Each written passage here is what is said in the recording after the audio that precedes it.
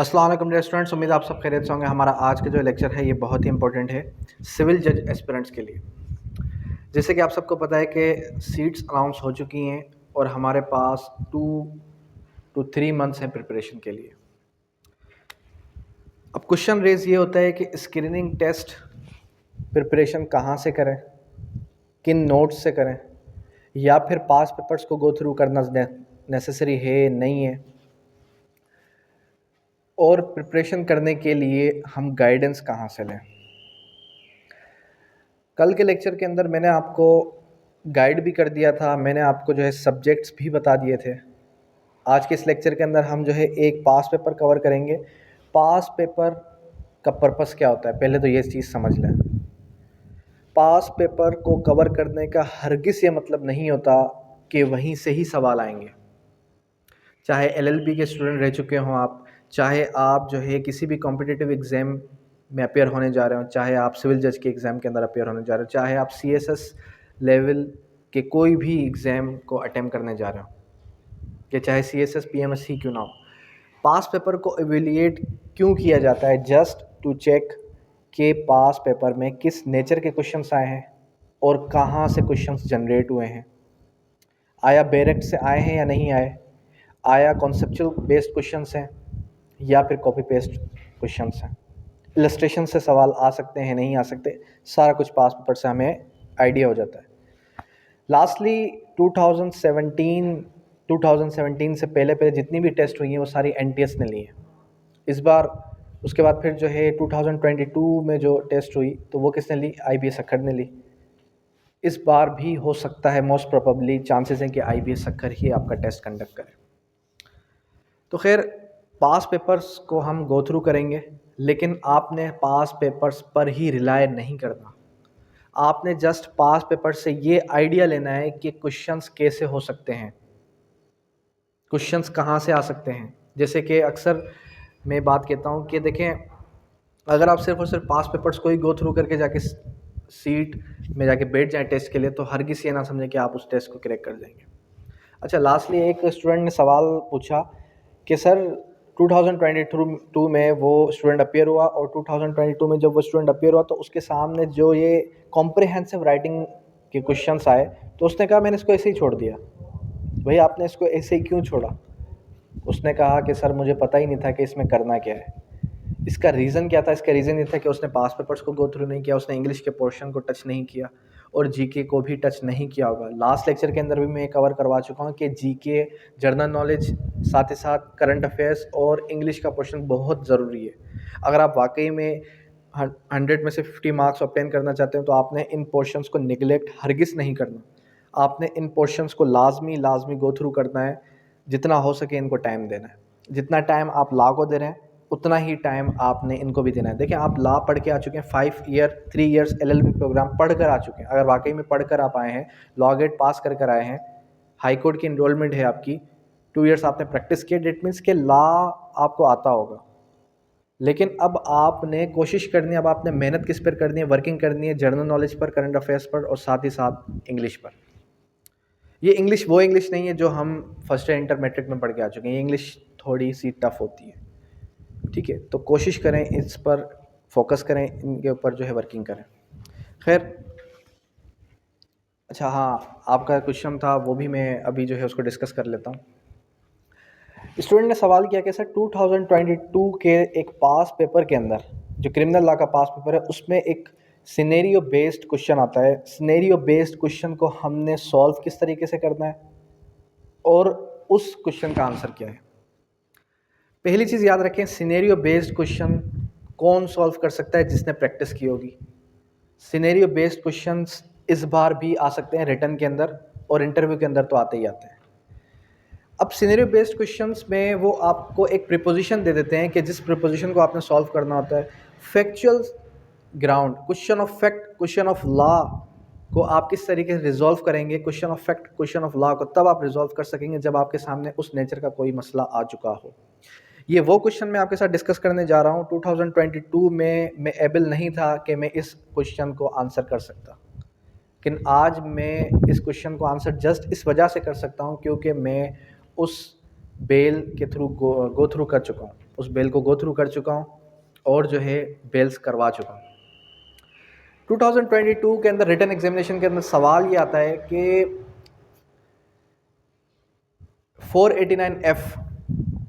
489F जो है एक पाकिस्तान पेनल कोड का एक ऑफेंस है जिसकी सज़ा 3 ईयर्स है, जो कि प्रोहिबिटरी क्लास में फॉल नहीं करता।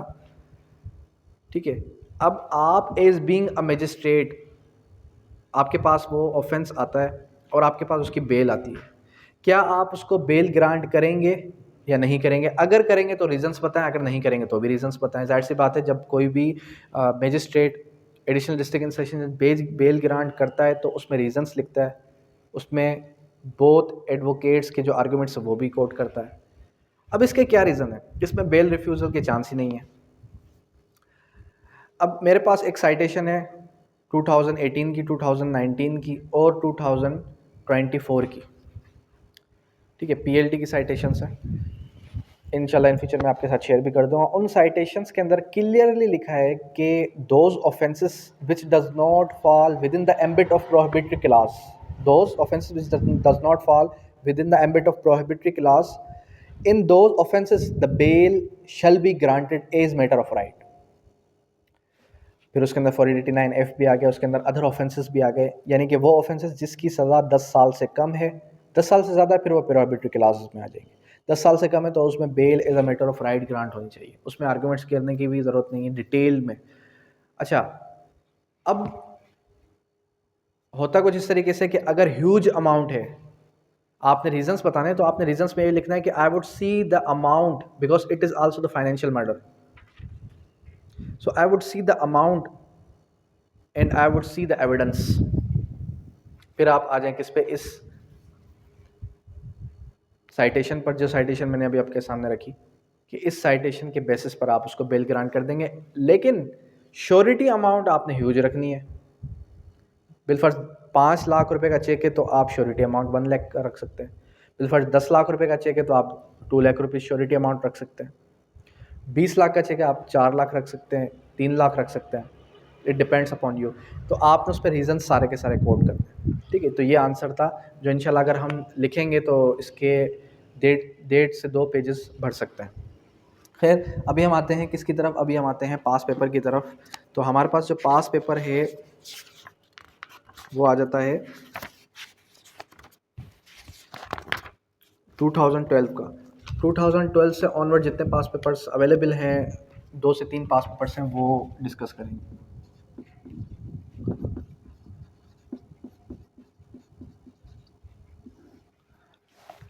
अच्छा देखिए, एक चीज़ याद रखें कि मैं आपको ऑलरेडी क्लियर करा चुका हूँ कि 25% हमारी होती है इंग्लिश, 25% जनरल नॉलेज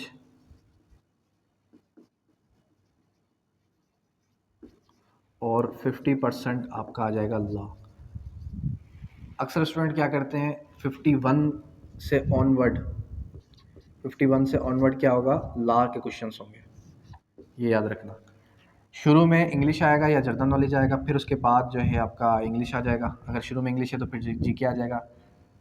तो शुरू का जो 50% का पोर्शन है वो ये होगा, उसके बाद 51 से ऑनवर्ड आपका लॉ का पोर्शन स्टार्ट होगा। तो स्टूडेंट्स बस स्टार्ट करते ही लॉ से। एमसीक्यूज़ को सॉल्व करने का पैटर्न क्या है, मैं आपके साथ इन फ्यूचर जैसे ही 15 to 20 डेज़ हमारे साथ आप चलेंगे तो उसके बाद मैं स्टूडेंट के साथ मॉक टेस्ट भी शेयर करूंगा, वेब जनरेटेड मॉक टेस्ट भी शेयर करूंगा, साथ ही साथ हार्ड में भी मॉक टेस्ट शेयर करूंगा। बाकी ये जो पास पेपर्स की बुक है मेरे पास, पास पेपर्स की गाइड्स हैं, वो इंशाल्लाह आप मुझे नंबर पे कांटेक्ट करें तो इंशाल्लाह आपको टीसीएस पे पहुंच जाएंगे। अच्छा, सबसे पहले हमारे पास सवाल आता है इंग्लिश से। अब इंग्लिश के अंदर सिनोनिम भी है, एंटोनियम भी है। Choose the lettered word or phrase that is most nearly opposite to in the meaning of word in capital letter। इसका मतलब क्या है कि वो वर्ड्स चूज़ करें कि जो कैपिटल में वर्ड है उस वर्ड से मिलते जुलते हों, उस वर्ड से मिलते जुलते हैं। मोस्ट अपोजिट, अपोजिट का मतलब क्या है? अल्फाज मुतजाद।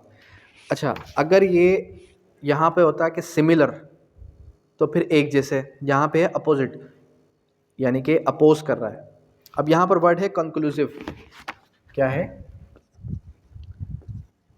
कंक्लूसिव, जैसे कि आपने डिक्री के अंदर एक वर्ड पढ़ा होगा, that it conclusively determines the rights of the parties. Conclusive, conclude कर रहा है, क्या कर रहा है, कंक्लूड कर रहा है। अब इसके अपोजिट जो ऑप्शन है वो क्या है, difficult to express, easy to solve, bringing hard luck और ओपन टू क्वेश्चन।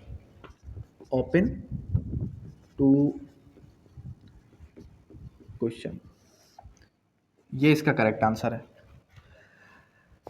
इसी तरीके से फिर नेक्स्ट आ जाता है हमारे पास कॉम्प्लाई।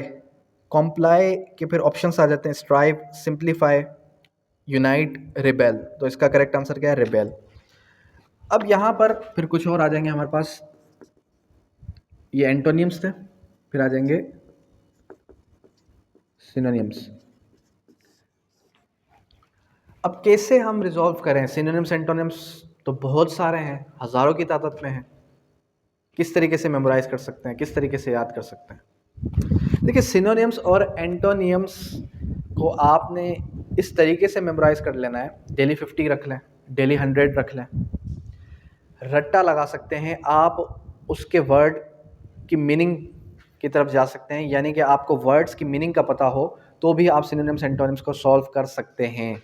लेकिन इसका प्रॉपर एक जो होता है ना पैटर्न, वो पैटर्न इस तरीके से नहीं है कि भाई हमें जो है सारे के सारे अल्फाज आ जाए। अगर 10 आते हैं सिनोनिम्स एंटोनिम्स, तो उसमें से हार्डली आपके कितने करेक्ट हो सकते हैं, 5 6।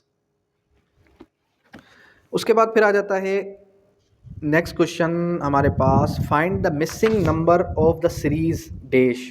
अब एक क्वेश्चन है हमारे पास कि फाइंड द नंबर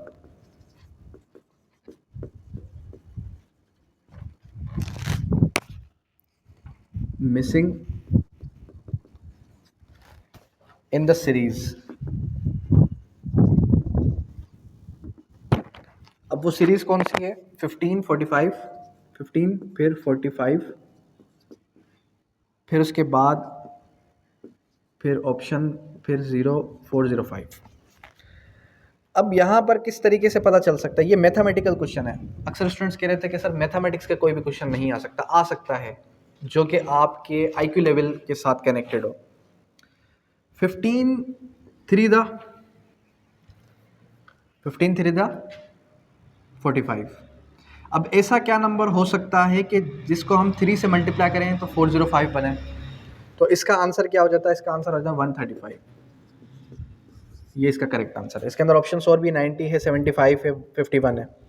उसके बाद if you wrote down all the numbers, question क्या है, if you wrote down all the numbers from 1 to 100, how many times would you write 3? How many times would you write alphabet 3? अब ये किस तरीके से पता चलेगा, आपके पास रफ पेपर भी होगा, उस रफ पेपर के अंदर आप कर सकते हैं, लेकिन इतना टाइम नहीं होता। तो खैर इसका करेक्ट आंसर क्या है, इसका करेक्ट आंसर होगा 20। जब आप कैलकुलेट करेंगे इसको तो उसका करेक्ट आंसर 20 है। ऑप्शन अदर भी हैं, 11 भी है, 30 भी है, 40 भी है।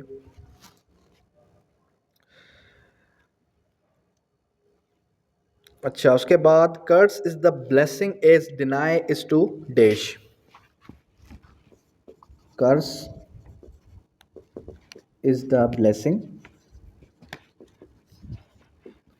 As deny is to, deny करना वो किसके बराबर है, एडमिट करने के। इसका करेक्ट आंसर क्या है, एडमिट। ठीक है, इसके अंदर और भी जो है ऑप्शंस हैं। उसके बाद आ जाता है हमारे पास alphabetical questions. Give the single word as replaces P in the following words making entirely new word, paint, pen, pay, red. अब यहाँ पर ये कॉन्फ्लिक्टिंग वर्ड्स हैं, क्या है, give a single word, give a single word. अब देखें, ये वो क्वेश्चंस हैं जब पीएमएस या फिर आप कह लें कि PMA लॉन्ग कोर्सेज़ के जो टेस्ट होते हैं, तो PMA लॉन्ग कोर्सेज़ के अंदर भी ऐसे मैथमेटिकल क्वेश्चंस आ रहे होते हैं। मैथमेटिकल क्वेश्चंस कौन से मैथमेटिकल क्वेश्चंस? वो मैथमेटिकल क्वेश्चन जो कि आपके बिल्कुल करेक्ट टच कर रहे हैं किसके साथ? IQ के साथ।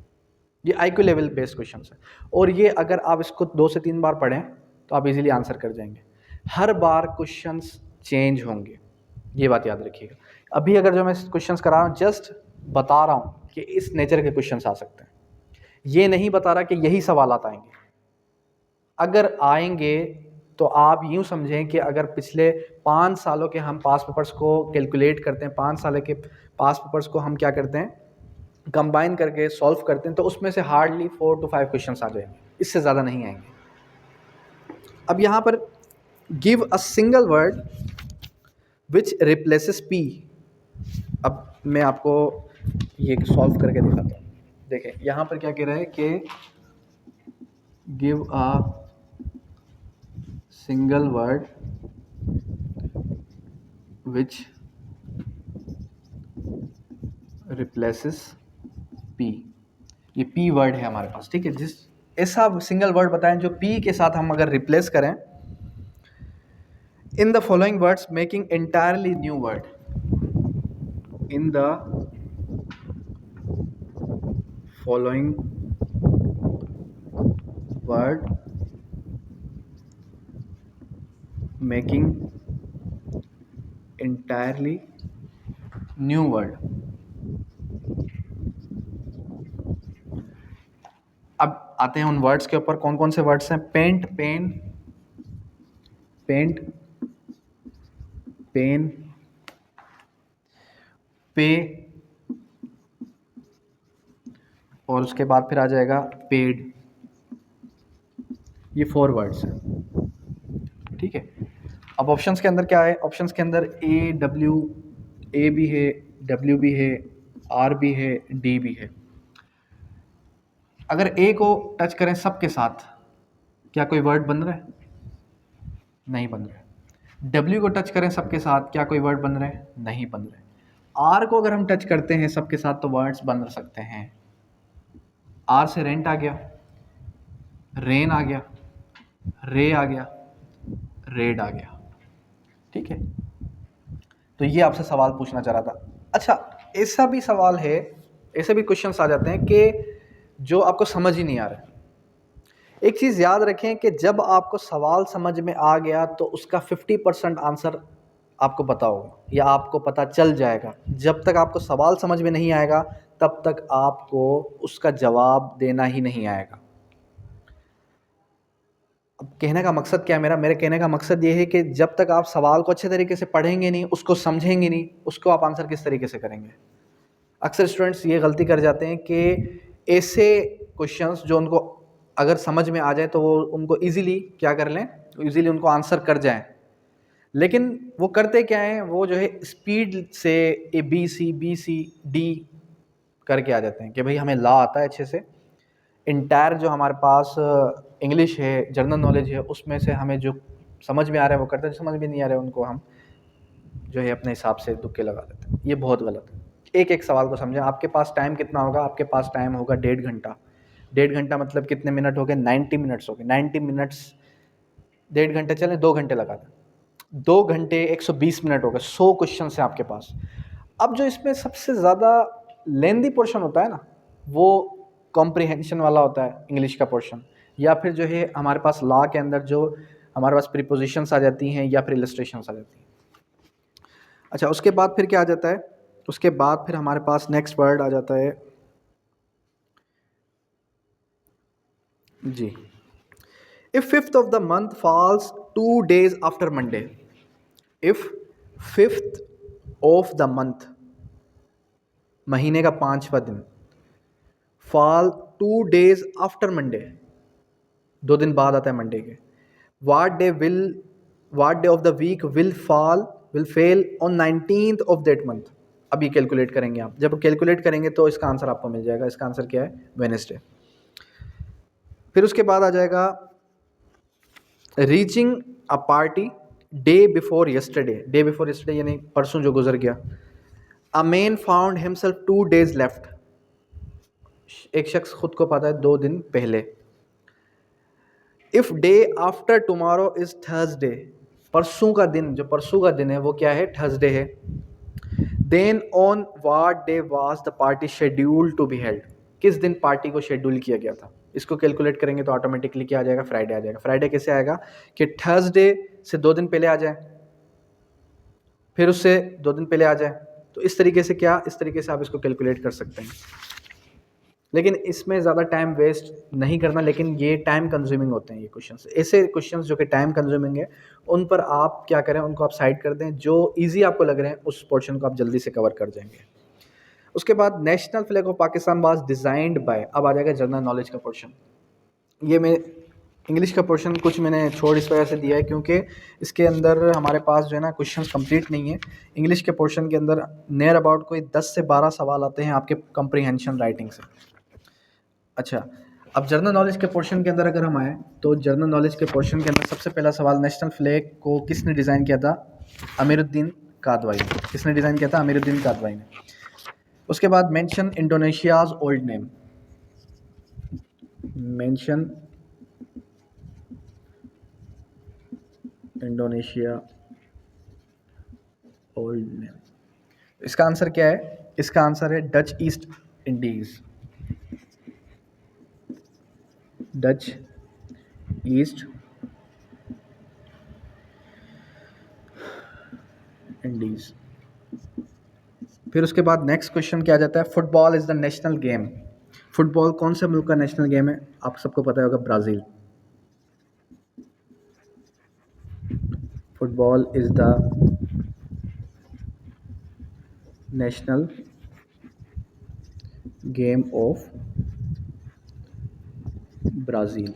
ठीक है, अब देखें स्पोर्ट्स से भी सवाल आ सकते हैं। अच्छा, स्पोर्ट्स, एक अभी स्टूडेंट जो है सवाल पूछ रहे थे कि सर स्पोर्ट्स से रिलेटेड क्वेश्चंस कितने डीपली आ सकते हैं, ये हमें ज़रा क्लियर कर दें। देखें एक चीज़ याद रखें कि स्पोर्ट्स से रिलेटेड ये सवाल नहीं आएगा कि बैट का साइज़ कितना है, बॉल की साइज़ कितनी होती है, फुटबॉल जो होती है उसका साइज़ कितना होता है, कितना सेंटीमीटर होता है, इतना डीपली क्वेश्चंस नहीं आएंगे। ये एक क्वेश्चन आ सकता है कि क्रिकेट टीम में कितने खिलाड़ी हैं, जो कि बहुत ही ईजीएस्ट क्वेश्चन है, ये आप सबको पता ही है। कुछ रूल्स हैं क्रिकेट के, कुछ रूल्स हैं फुटबॉल के, कुछ रूल्स हैं रिंग के, तो ये बेसिक क्वेश्चंस आपको पता होने चाहिए। अब यहाँ पर हमारे पास जनरल नॉलेज के अंदर स्पोर्ट्स से रिलेटेड क्वेश्चन ये आ सकता है कि कौन सा गेम किस साल में खेला गया, कौन से गेम में वर्ल्ड चैंपियन ट्रॉफी किसने जीती, या ये सवाल आ सकता है कि कौन सा गेम किस मुल्क का नेशनल गेम है। ये क्वेश्चन आ सकते हैं। देखिए लास्टली भी यही सवाल आए, तो इस बार भी यही सवाल आएंगे। डीपली ये सवाल नहीं आएंगे कि भाई बैट का साइज़ कितना है, बॉल का साइज़ कितना है, ये क्वेश्चन नहीं आ सकते। उसके बाद फिर क्या आ जाता है, उसके बाद फिर हमारे पास नेक्स्ट क्वेश्चन आ जाता है, name the person who first translated complete Holi Quran in Persian. Name the first who translated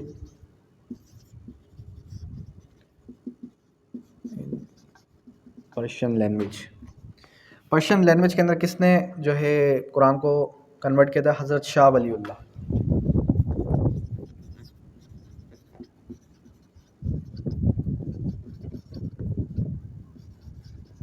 ठीक है, फिर next question, in the police E is stands for. अब जो वर्ड पुलिस है, इस पुलिस के अंदर जो वर्ड ई है, ये जो वर्ड ई है, ये किस से स्टैंड करता है, एफिशिएंट, किससे स्टैंड करता है, एफिशिएंट से। Alexandria is the major sea port. अब ये भी बड़ा कॉमन है कि यहाँ से सवाल लाजमी है, लार्जेस्ट, शॉर्टेस्ट, टालेस्ट, ये जो पोर्शन है जनरल नॉलेज का, यहाँ से सवाल लाजमी आएंगे। नेक्स्ट क्वेश्चन क्या है हमारा, नेक्स्ट क्वेश्चन हमारा है कि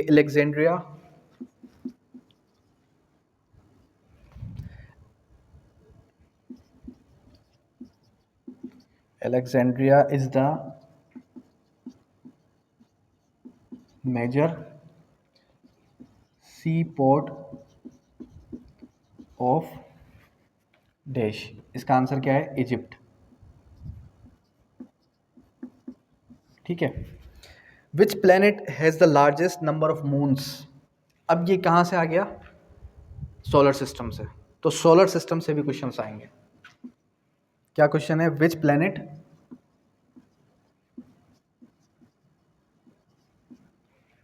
has largest number of moons. Suns भी आ सकता है, या ये भी आ सकता है कि अभी करंटली कितने प्लेनेट हैं।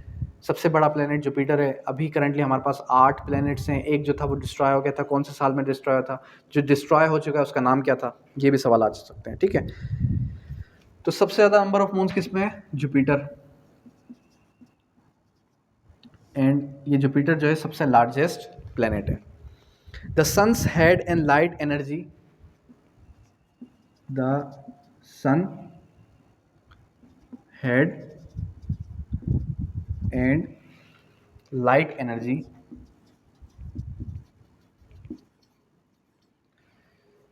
reaches the earth by which the following modes? Reaches the earth by which mode? कौन से मोड के जरिए से सन की लाइट जो है, सन की किरणें जमीन पर पड़ती हैं? रेडिएशन के थ्रू। अब ये क्वेश्चन कहाँ से आया? ये क्वेश्चन कहाँ से आया? ये सवालात आपके आ रहे हैं एवरीडे साइंस से। उसके बाद इंटरनेशनल लॉ से क्वेश्चन आ गया। द यूएन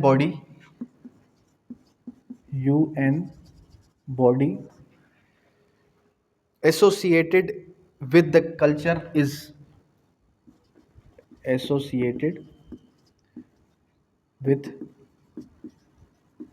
कल्चर ऑफ देश। तो इसका आंसर क्या है? यूनेस्को। ठीक है, इसका आंसर क्या है? UNESCO. The animal kangaroo is to be found in. Kangaroo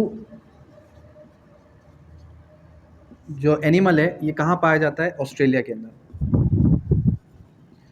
next आपने ये भी देखना है कि कैंगरू किस कंट्री का नेशनल एनिमल है। The French revolution gave arise in the theory of dash. French revolution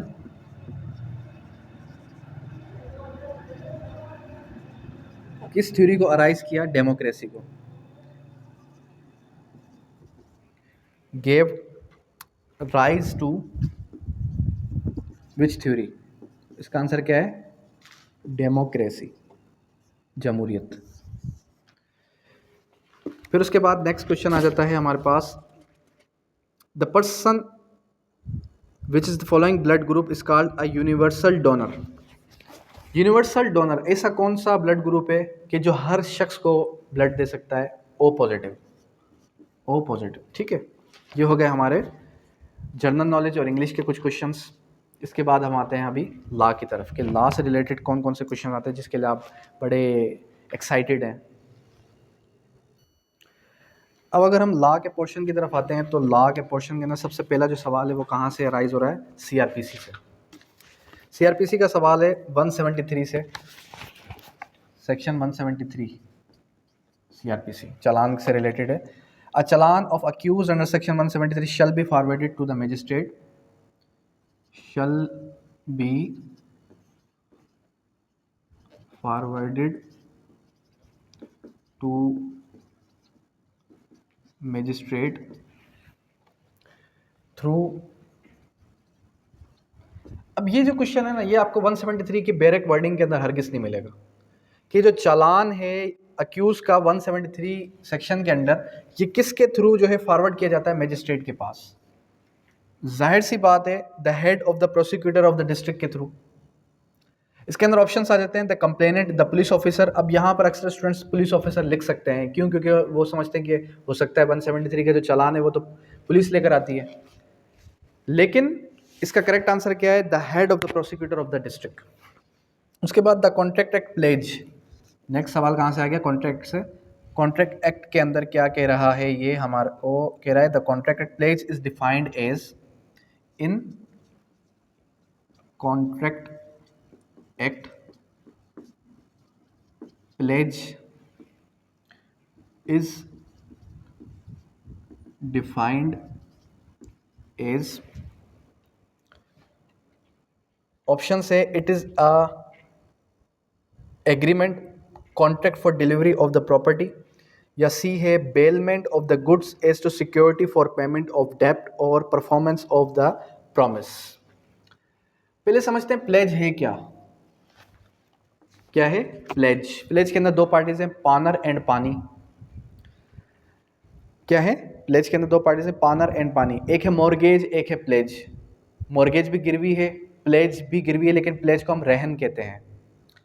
172 के अंदर डिफाइंड है प्लेज की डेफिनेशन। प्लेज यानी रहन करना, मूवेबल प्रॉपर्टी को अगर आप देते हैं किसी को, और डिलीवरी ऑफ द गुड्स के थ्रू। क्या दे रहे हैं आप? Delivery of goods for certain amount, कि मुझे आप पैसे दे दें उधार और फिर कुछ टाइम बाद मैं आपको वापस कर दूंगा। इसकी इंग्लिश में वर्डिंग क्या होगी? बेलमेंट, बेलमेंट करना of the goods is the security for payment of डेप्ट और परफॉर्मेंस ऑफ द प्रॉमिस। ये प्रॉपर डेफिनेशन आ गई किसकी? इसकी प्लेज की। गुड्स एज अ सिक्योरिटी के तौर पे आप रखवा रहे हैं, गुड्स एज अ सिक्योरिटी के तौर पे आप रखवा रहे हैं पेमेंट के लिए या फिर परफॉर्मेंस ऑफ द प्रॉमिस के लिए। ठीक है। अच्छा, आपको मैं एग्जांपल दे दूं, ज्वेलर्स बैंक के अंदर आप ज्वेलरी रखवाते हैं, गिरवी रखवाते हैं ज्वेलरी, और उसके एवज आपको जो है कुछ रकम मिलती है, और फिर आप रकम देते हैं तो फिर आपको ज्वेलरी वापस मिल जाती है। इसके बाद फिर आ जाता है notation of contracts. Nutrition, notation, notation of contracts किसको कहा जाता है? Notation of contracts breach of contract को कहा जाता है, रेसिजन ऑफ कॉन्ट्रैक्ट को, ऑपरेशन ऑफ लॉ को, या substitute a new contract for contract. Notation of contract कहा जाता है सब्सटीट्यूट करना, सब्सटीट्यूट अ न्यू कॉन्ट्रैक्ट, एक नए कॉन्ट्रैक्ट को सब्सटीट्यूट करना, लेकर आना। उसके बाद आ जाता है हमारे पास A sells land to the railway company. अब ये जो मैं बताने जा रहा हूँ ये क्या है? ये इलस्ट्रेशन है। इलस्ट्रेशन से सवाल आ गया। अब ये इलस्ट्रेशंस कहाँ से हैं? ये इलस्ट्रेशन आ जाती है आपकी स्पेसिफिक रिलीफ एक्ट से। A sells land to a railway company who contracts to execute certain work for his convenience. A company takes the land and issued it for the railway. Company ने वो land किसको issue की? Railway को। Specific performance for the contract to execute the work should be decreed in the favour of dash, in the favour of dash. अब देखें क्या कह रहा है कि कंपनी जो है क्या करती है? Company takes the land and use it for the railway. Company ने वो लैंड ली, प्रॉपर्टी ली, ज़मीन ली, ज़मीन को लेके और फिर क्या किया? उसको यूज़ किया रेलवे के लिए। Specific performance of the contract to execute the work, work को एग्जीक्यूट कराने के लिए should be decreed in favour of, किसके फेवर में? रेलवे कंपनी के फेवर में। तो इसका आंसर क्या आ जाएगा? Railway company. Third party other option है, लेकिन इसका आंसर करेक्ट आंसर क्या है? Railway company. Section 56 of special relief act, section 56, ये अच्छे से मुझे इस वजह से याद भी हैं क्योंकि इसके ऊपर प्रैक्टिस हो चुकी है। Special relief act deals with the granting of, deals with the granting of dash injunction.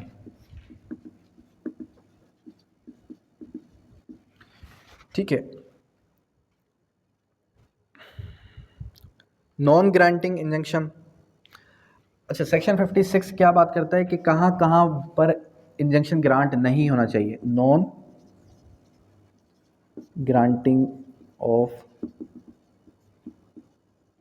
Injunctions mandatory है, परपिचुअल है, या फिर क्या है? तो इसका आंसर है नॉन ग्रांटिंग ऑफ इंजंक्शन। ये इस वजह, अभी मैं डिस्कस कर रहा था केस के बारे में, तो रिसेंटली एक केस था हमारे पास, उसके अंदर था कि जज साहब ने कहा भाई अंडर सेक्शन 56D हम गवर्नमेंट के खिलाफ स्टेटस को नहीं दे सकते।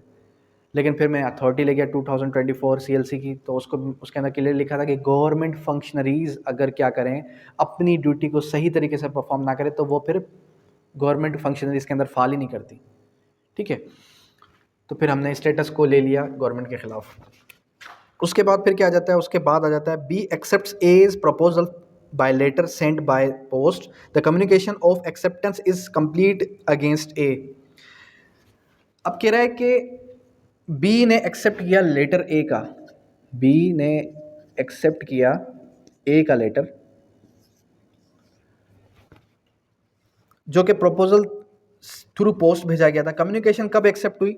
When the letter received by A, या फिर when the letter is signed by B.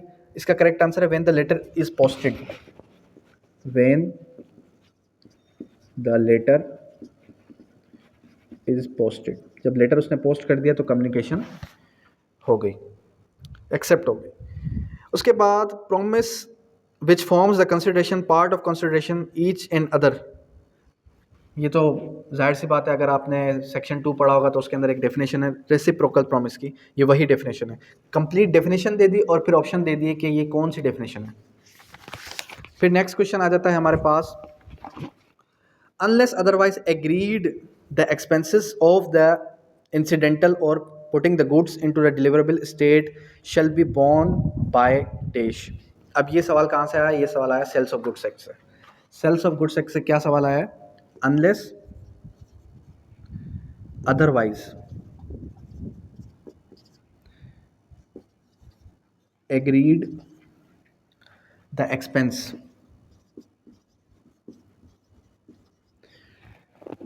of an incidental of putting the goods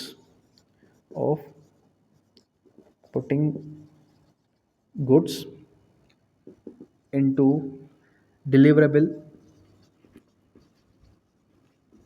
state, ठीक है, shall be borne by dash। इसका आंसर क्या है? सेलर है, बायर है, ये थर्ड पार्टी है, तो इसका आंसर है सेलर, द सेलर। गुड्स को डिलीवरेबल स्टेट के अंदर कन्वर्ट करना किसका काम है? सेलर का ही काम है। One of the following contract have no consensus ad idem. वो कौन सा कॉन्ट्रैक्ट है जिसको कंसिडर ही नहीं किया जा सकता, जो कि मिस्टेक के जरिए से हुआ हो? An admission generally can not be proved. अब आगे क्यूएसओ से, an admission can not be proved against देश। Admission against the maker, admission against the representative, none of these, या फिर on behalf of the maker, on behalf of the maker इसका correct answer है। Which article of the Qanun Shahadat order provided that the evidence can be given regarding the fact in issue and relevant fact? Article 18 है इसका answer. Fact in issue या relevant fact के तहत गवाही दी जा सकती है। Fact relevant facts are those facts which are so connected or declared to be relevant. ये तो आपको पता ही है। अब इसने क्या किया? आधी स्टेटमेंट दी और आधी स्टेटमेंट दी ही नहीं। इट मीन्स के बैरेक्ट से भी वर्ड्स उठाए गए हैं कि आधी स्टेटमेंट दे दी, आधी नहीं दी गई। An implied contract in which date in which offer और acceptance can make by words spoken, by word in written, offer acceptance by made by the act और कंडक्ट ऑफ द पार्टीज। जो act और conduct of the parties के through वो क्या है? वो implied contract है। उसके बाद क्या आ जाता है? Burden of proof lies on the party. ये आर्टिकल 117 से 127 तक जब आप पढ़ेंगे कानून शहादत ऑर्डर, तो उसके अंदर क्लियर लिखा है कि भाई बर्डन ऑफ प्रूफ रिलाय किस पे करेगा? बर्डन ऑफ प्रूफ किस पर होगा? बारह सबूत किस पर होगा? A person who affirms, not a person who denies. तो इसका करेक्ट आंसर क्या है? Who asserts something. इसका लॉफुली आंसर क्या है? Who assert something. Who denies something, जो डिनाई करता है उसके ऊपर नहीं है, जो असर्ट करता है उसके ऊपर बारह सबूत होगा। उसके बाद A agrees to sell the B specific cargo of the goods propose to be its way from England to Pakistan. It returned that before the day to bargain, the ship conveying the cargo has been cast away and goods lost. Goods क्या हो गए? Lost हो गए। Neither party was aware of the facts. The agreement is voidable या collateral। तो इस agreement को क्या कहेंगे? void कहेंगे। आर्टिकल 128 कानून Shahadat order, legitimacy of the child किस पर अप्लाई होता है? ये सवाल आया। किस पर अप्लाई होता है? ऑप्शन है मुस्लिम्स पर, नॉन मुस्लिम्स पर, both Muslims and non Muslims पर। तो जाहिर सी बात है कानून शहादत ऑर्डर किस पर अप्लाई होता है? कानून शहादत ऑर्डर दोनों पर अप्लाई होता है, लेकिन ये आर्टिकल स्पेसिफिकली जो है दीन से रिलेटेड है, इस्लाम से रिलेटेड है, तो इस वजह से ये सिर्फ और सिर्फ मुस्लिम्स पर एप्लीकेबल है। Which of the following is one of the exception of the rule of hearsay evidence is no evidence. Hearsay evidence is no evidence, सुनी सुनाई बात की कोई भी अहमियत नहीं है। इसकी एक्सेप्शन कहाँ कहाँ मौजूद है? डाइंग डिक्लेरेशन, शहादत अल शहादा, एडमिशन एंड कन्फेशन। ठीक है, एडमिशन एंड कन्फेशन मैंने कहा ना, admission can be made by his representative.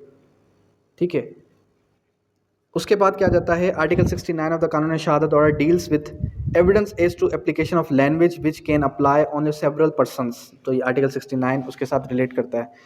Where there is no civil और criminal proceeding regulating the order of the production of examination of the witness, then it will regulate by the order of decision of the trial court. यानी कि ऐसी कोई civil या criminal procedure है जहां पर production of examination of the witness मौजूद नहीं है, तो वो फिर डिस्क्रिशन ऑफ द कोर्ट पे आ जाएगा। Additional evidence in appellate court can be produced only in cases of exhumated in CPC under। अब यहाँ पर क्या है? CPC थोड़ा आ गया। CPC का मैं आपको ऑलरेडी बता चुका हूँ कि सेक्शंस सारे के सारे। फिर अगर जब हम बात करेंगे ऑर्डर्स की, तो ऑर्डर्स के अंदर आपने ऑर्डर 1 से लेकर 21 तक याद रख लें, फिर ऑर्डर 33 देख लें, फिर उसके बाद ऑर्डर 37 देख लें, फिर 41 देख लें, फिर 43 देख लें। टाइम शॉर्ट है, इस वजह से यही ऑर्डर्स अगर आप देख लेते हैं एक एक बार, इसको कंप्लीट गो थ्रू कर लेते हैं, मोर देन इनफ है। यहाँ पर सवाल क्या आ जाता है? यहाँ पर सवाल आ जाता है हमारे पास, additional evidence in appellate court can be produced only in case, additional जो एविडेंस दिया जाएगा एपलेट कोर्ट के अंदर,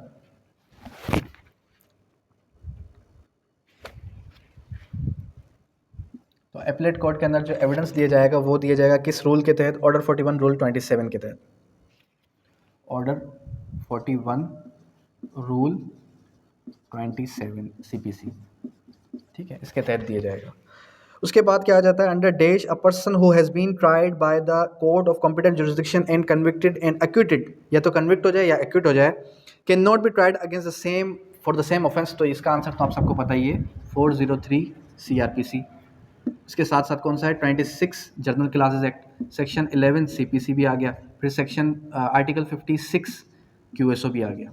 ये सारे के सारे बंचेस बना लें, इस तरीके से आप याद रख सकते हैं। उसके बाद फिर the insolvency of the plaintiff being maintained by his assignee और received by the benefit of his creditor. अब ये इंसॉल्वेंसी का जो हमारे पास ऑर्डर है वहाँ से आप पढ़ लें। Will not cause the suit to abate unless such assignee और receive decline to continue the suit, जब तक असाइनी क्या नहीं करता? डिक्लाइन ना कर दे सूट को। उसके बाद bar on court to try the suit और frame issue that has been heard and finally decided by such court between the same party and same matter। अब यहाँ पर वर्ड क्या आ गया? डिसाइडेड का। डिसाइडेड का वर्ड भी आ गया, सेम पार्टीज का वर्ड भी आ गया, और सेम काज ऑफ एक्शन का वर्ड भी आ गया। तो इसका आंसर क्या है? Section 11 CPC res judicata. ठीक है, उसके बाद फिर नेक्स्ट क्वेश्चन आ जाता है हमारे पास,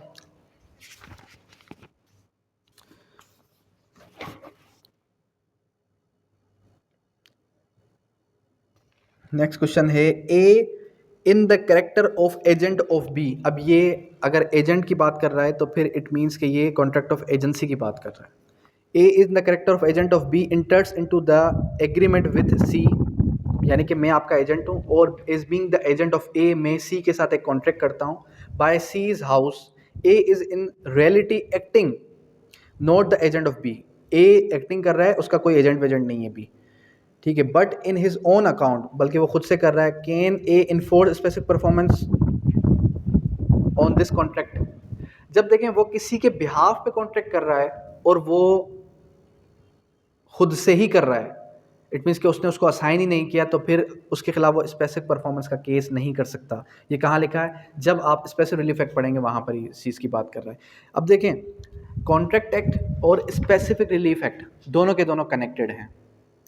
contract act, special relief act, transfer property act, registration act, sales of goods act, partnership act, ये सारे के सारे लॉज क्या हैं? कनेक्टेड लॉज हैं। जब इन सब को आप एक साथ पढ़ेंगे, जब इन सब को एक ही टाइमिंग में आप पढ़ेंगे, डेट मीन्स के एक दिन एक दो दिन छोड़ के, यानी कि पहले आपने एक कंप्लीट किया फिर दूसरा किया, एक साथ पढ़ लेंगे तो आपको सारा का सारा सिनेरियो समझ में आ जाएगा। कोई ऐसा सिनेरियो बेस्ड क्वेश्चन आएगा तो आप उसको कवर कर जाएंगे। उसके बाद if a person is dispossessed by some other person from his house by illegal means और not due course of law, ठीक है। उसके बाद में ऑप्शंस हैं, shall have no bring the regulate the suit recovery of his property, b may by the suit of recover possession of the same notwithstanding with the title that may be set up against him in such suit। तो वो उसके खिलाफ suit file कर सकता है अगर उसके पास title है तो, अगर टाइटल नहीं है फिर भी कर सकता है under section 9 of specific relief act. The principle of rectification of the instrument laid down under section 33 of specific relief act which is the court may take into account, option है what is the instrument intended to mean। अब ये जो बता रहा हूँ option, ये सारे के सारे वर्डिंग है उसके सेक्शन 33 की।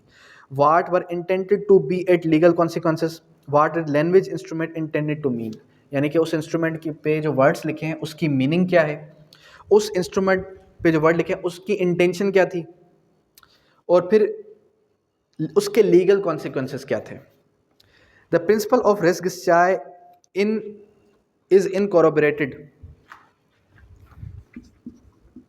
प्रिंसिपल ऑफ रेस गिस्चाय इज इनकॉर्पोरेटेड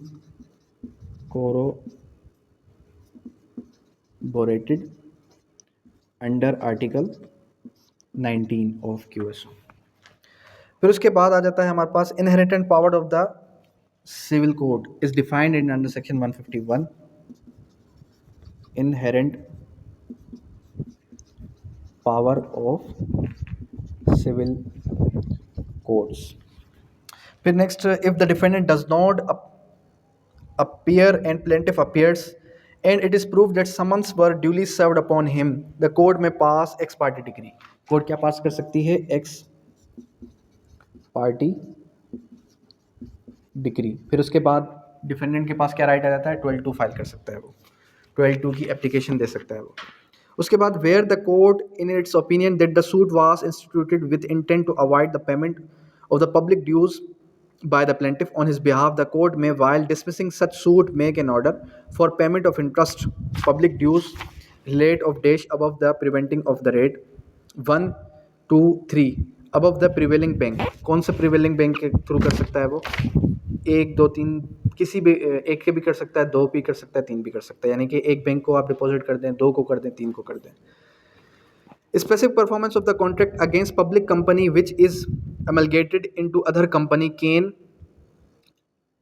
कह रहा है कि स्पेसिफिक परफॉर्मेंस ऑफ कॉन्ट्रैक्ट का केस है जिसके अंदर आप एक पब्लिक कंपनी को एमलगेट कर रहे हैं दूसरी कंपनी के साथ, तो वो इन्फोर्स की जा सकती है, इन्फोर्स नहीं भी की जा सकती है, और एडॉप्ट भी की जा सकती है किसी न्यू कंपनी के थ्रू। तो इसका आंसर क्या है, ऑल ऑफ दिस। फिर उसके बाद आ जाता है हमारे पास, in case of assistant session जज passing the sentence of imprisonment for term which may extend to 4 year, appeal shall lie to. ADJ क्या करता है, सेंटेंस पास करता है 4 ईयर्स की, तो उसकी जो अपील फाइल होगी वो कहाँ फाइल होगी, appeal lies to high court, ठीक है। The concept ex officio justice of peace, क्या वर्ड है, ex officio justice of peace का कॉन्सेप्ट कहाँ पर, CRPC के अंदर प्रोवाइडेड है। ये आप अक्सर सुनते आते हैं, बाई से बी, बाई से बी, बाई से बी। ये मतलब प्रैक्टिस के अंदर ये देखा गया है कि किसी को कुछ नहीं आता, बाई से बी लगा दो। इवन दो क्लाइंट्स आते हैं हमारे पास, क्लाइंट्स आ रहे होते हैं हमारे पास, वो क्या कहते हैं, सर बाई से भी लगानी है। भाई बाई से भी क्यों लगानी है, नहीं सर बाई से भी लगानी है। अदर रेमेडीज़ भी मौजूद हैं, डायरेक्ट कंप्लेंट की रेमेडी भी मौजूद है, सेक्शन 156C की रेमेडी भी मौजूद है मजिस्ट्रेट के पास, वो कोई अवेल नहीं करेगा। 156 की रेमेडी अवेल करके गए तो मजिस्ट्रेट साहब कहते हैं ये आप कैसे लेके आए, इसके ऊपर मुझे केस ला दें कि मैं इसको एंटरटेन कर सकता हूँ या नहीं कर सकता। इट मीन्स के एक माइंड सेट बन चुका है पब्लिक का कि बाई से भी लगानी है, प्रोटेक्शन चाहिए बाई से भी लगानी है, ठीक है। कोई तंग कर रहा है बाई से भी लगानी है, हरासमेंट कर रहा है बाई से भी लगानी है, किसी को थ्रेट करना है, किसी को धमकाना है, बाई से भी लगा दो। इवन दो मेरे पास एक वाइफ आती है किसी हस्बैंड की, वो कहती है कि मुझे प्रोटेक्शन लेनी है अपने हस्बैंड के खिलाफ। भाई क्यों लेनी है, वो मुझे मारता है पीटता है। इसका करेक्ट जो रेमेडी थी, वो रेमेडी क्या थी, वो रेमेडी थी कि वो डोमेस्टिक वायलेंस में जाती। डोमेस्टिक वायलेंस एक्ट है 2012 का, वो पढ़ें आप, डोमेस्टिक वायलेंस में वो जा सकती थी, लेकिन उसने कहा नहीं भाई से भी लगानी है। तो खैर इस चीज़ से आप बचें। आप कोशिश क्या करें कि पहले आपके पास कोई भी केस आता है, अगर आप प्रैक्टिसिंग एडवोकेट हैं तो आप उसकी रिसर्च अच्छे से कर लिया करें। उसके बाद फिर आ जाता है हमारे पास द कॉन्सेप्ट आ गया, agreement two or more to do an unlawful act, unlawful mean is called conspiracy. फिर उसके बाद punishment of the cheating is imprisonment for term which may extend to 1 year. PPC से सवाल आ गया। Confirmation of that sentence by high court जज must be bye 2 जजेस। High court जब क्या करेगी, कंफर्म करेगी किसी भी एक पनिशमेंट को, डेथ सेंटेंस को, तो फिर वो किसके हो, वो एटलीस्ट 2 जजेस के थ्रू हो, 2 जस्टिस के थ्रू हो। उसके बाद आ जाता है A residence of the Peshawar and had done an accident by the car of B in Lahore, suit will be filed in dash. A क्या करता है, पेशावर में रहता है, लेकिन उसने क्या किया, उसने एक्सीडेंट किया है कार का जो कि लाहौर में है, तो सूट कहाँ फाइल होगा, where the cause of action arise. इसका आंसर कहाँ मिलेगा, सेक्शन 19 पढ़ें, सीपीसी का कोड ऑफ सिविल प्रोसीजर में सेक्शन 19 पढ़ेंगे, वहाँ पर आपको इलस्ट्रेशन मिल जाएगी। वो मैंने पढ़ी हुई है, इस वजह से मुझे याद आ गया कि उस सेक्शन के अंदर लिखी है, क्लिक हो गई एकदम।